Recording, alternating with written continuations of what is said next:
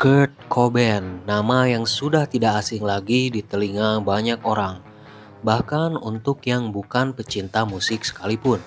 Logo khas Smiley yang sering kali kita lihat di kaos-kaos yang banyak orang pakai, seolah mengisyaratkan bahwa nama Nirvana memang sudah bukan hal sesuatu yang asing bagi kita semua. Meskipun terkadang orang yang memakai kaos-kaos tersebut banyak yang tidak mendengarkan Nirvana, tapi setidaknya mereka tahu bahwa Nirvana adalah sebuah band. Nah, mengapa Kurt Cobain dan Nirvana begitu menginspirasi banyak orang? Kurt Cobain adalah seseorang yang sangat revolusioner. Ia dan generasi yang sejaman dengannya menyadari pada saat itu bahwa mereka sudah mulai muak dan bosan dengan band-band yang ada. Khususnya Kurt Cobain, ia mulai jenuh dengan band-band glam rock ataupun glam metal yang menampilkan sisi sensualitas daripada kejujuran dalam bermusik. Sinisme ini ia tunjukkan dengan kritikannya terhadap band-band glam rock yang populer pada saat itu. Glam rock identik dengan gaya hidup mewah, penampilan yang glamor, dan lirik yang seringkali bertemakan seks, narkoba, dan rock and roll lifestyle. Cobain yang lebih condong ke gaya hidup sederhana dan lirik yang introspektif melihat glam rock sebagai representasi dari segala sesuatu yang ia benci dalam industri musik. Ini termasuk ketika Kurt beranggapan mereka membentuk band hanya untuk digilai wanita dan berharap bisa bersenang-senang dengan banyak wanita. Band-band glam rock seperti mempunyai aturan yang baku dalam pembuatan musiknya. Misalkan lirik-liriknya harus tentang percintaan, skill, menjadi sesuatu hal yang wajib ditampilkan dengan banyak penggunaan riff dan melodi gitar yang sangat rumit. Lagu-lagunya harus mengikuti selera pasar. Mereka terjebak dalam sistem industri. Lagu-lagu ataupun album harus laku terjual. Tidak ada kebebasan apapun dalam membuat sebuah karya dan berekspresi. Dan mau tidak mau, itulah yang harus diikuti oleh band-band arus utama. Mereka harus mengikuti aturan. Lalu terlahirlah sebuah band yang bernama Nirvana dengan semangat revolusinya untuk mendobrak nilai-nilai yang ada dalam musik.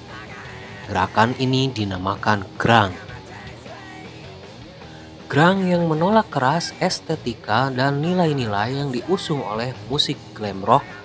Grunge yang diusung oleh Nirvana lebih menekankan pada emosi dan ekspresi diri daripada teknik bermusik yang sempurna. Cobain merasa bahwa glam rock terlalu fokus pada penampilan fisik dan keterampilan teknis, sehingga mengabaikan esensi dari musik itu sendiri. Bagi Kurt, glam rock sangat tidak autentik. Mereka ingin menciptakan musik yang lebih jujur dan relevan dengan pengalaman hidup mereka. Cobain juga mengkritik lirik-lirik glam rock yang sering kali dianggap seksis dan merendahkan perempuan. Ia ingin menciptakan musik yang lebih inklusif dan menghormati semua orang. Grunge sebagai antitesis glam rock. Grunge muncul sebagai reaksi terhadap glam rock, menawarkan alternatif yang lebih gelap. Nirvana dengan lagu-lagu seperti Smile Like Teen Spirit yang merasa teralienasi oleh dunia yang penuh dengan keglamoran dan materialisme. Dalam ringkasan, penolakan Kurt Cobain terhadap glam rock didorong oleh keinginan untuk menciptakan musik yang lebih otentik, lebih relevan, dan lebih bermakna. Ia melihat glam rock sebagai representasi dari segala sesuatu yang bertentangan dengan nilai-nilai yang ia perjuangkan. Intinya, ketika glam rock ada dengan berbagai macam aturan, lalu grunge hadir dengan apa adanya dan semau gue. Ternyata, revolusi ini berhasil menggulingkan kedikdayaan band glam rock yang pada saat itu menguasai pasar musik. Tak cukup di situ, Kurt Cobain, Nirvana, dan grunge berhasil menumbangkan dan mengambil alih tahta sang raja, yaitu sang raja pop Michael Jackson. Meledaknya album Nevermind milik Nirvana menggeser album Dangerous milik Michael Jackson dari posisi puncak tangga album Billboard pada Januari 1992. Nah, Itu dia satu hal yang mengapa Kurt Cobain pun menjadi inspirasi banyak orang, khususnya di kalangan anak muda. Setelah itu, para anak muda tidak ragu lagi untuk memulai sebuah band, karena Kurt sudah menghapus batas yang ditentukan dalam membuat sebuah musik. Banyak band grunge maupun alternatif yang mempunyai visi dan misi dengan Kurt pun bermunculan, menjadi besar dan terkenal, khususnya di daerah asal Kurt, Seattle, seperti Pearl Jam, Mudhoney, Alice in Chains, dan lain sebagainya. Dan saking ikoniknya, banyak media yang menyebutkan genre grunge sebagai Seattle Sound. Selain Kurt Cobain dengan Nirvana-nya yang telah berhasil menginspirasi banyak orang, kehidupan pribadinya pun tak lepas dari sorotan.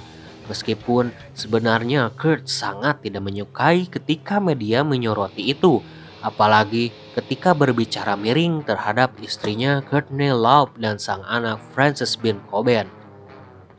Tapi inilah yang terjadi, kehidupan pribadinya pun banyak sekali menginspirasi. Penolakan-penolakan Kurt terhadap arus utama banyak diikuti. Alih-alih tampil glamor setelah kesuksesan besar Nirvana berkat meledaknya album Nevermind, ia lebih menyukai tampil apa adanya, dengan flanel murah, jeans belel, dan sepatu Converse yang kotor.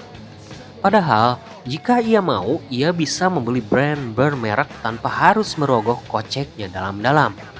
Ia tidak terpengaruh dengan kekayaan, ia tetap pada pendiriannya, anti kemapanan. Rumah Kurt Cobain pun tidak bagus-bagus amat untuk seorang yang kaya raya. Setahu saya pun, sepanjang hidupnya, ia hanya menggunakan satu mobil, yakni Dodge Dart tahun 1965 berwarna biru pucat. Saat berada di tempat umum, ia tidak pernah dikawal oleh bodyguard. Padahal, kebanyakan artis Hollywood pada saat itu banyak menggunakan jasa bodyguard untuk menunjukkan status sosialnya. Nah, jadi itu dia ya guys ya, kenapa Kurt Cobain begitu banyak bisa menginspirasi banyak orang.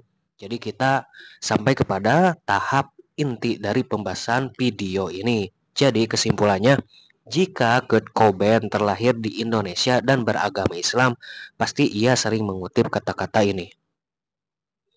Dunia itu sementara, tapi akhirat selamanya. Saya Andi Rista, terima kasih.